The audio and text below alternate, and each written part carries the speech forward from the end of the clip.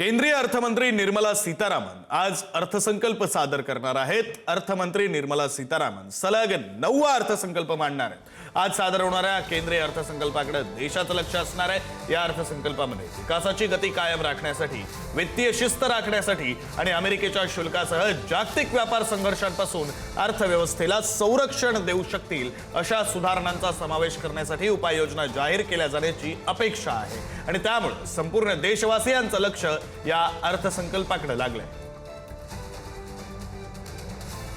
देशाचा अर्थसंकल्प सादर होणार आहे। केंद्रीय अर्थमंत्री निर्मला सीतारामन हा अर्थसंकल्प सादर करतील, तर सलग 9वा अर्थसंकल्प हा सीतारामन सादर करणार आहे। दरम्यान कोणत्या मोठ्या घोषणा या अर्थसंकल्पामध्ये होऊ शकतात, संभाव्य घोषणा कोणत्या आहेत, आपण ग्राफिक्सच्या माध्यमातून पाहूया। 13 लाखांपर्यंतचं उत्पन्न करमुक्त होऊ शकतं। स्टँडर्ड डिडक्शन 75,000 रुपयेवरून 1 लाख रुपये होऊ शकतं। पीएम किसान योजनेची रक्कम 6,000 वरून 9,000 रुपये केली जाऊ शकते। 300हून अधिक नवीन अमृत भारत आणि वंदे भारत ट्रेनची घोषणा होऊ शकते। पंतप्रधान सूर्यघर योजनेच्या सबसिडीमध्ये वाढ होण्याचीही शक्यता आहे। आयुष्मान भारत योजनेचा विस्तार केला जाऊ शकतो।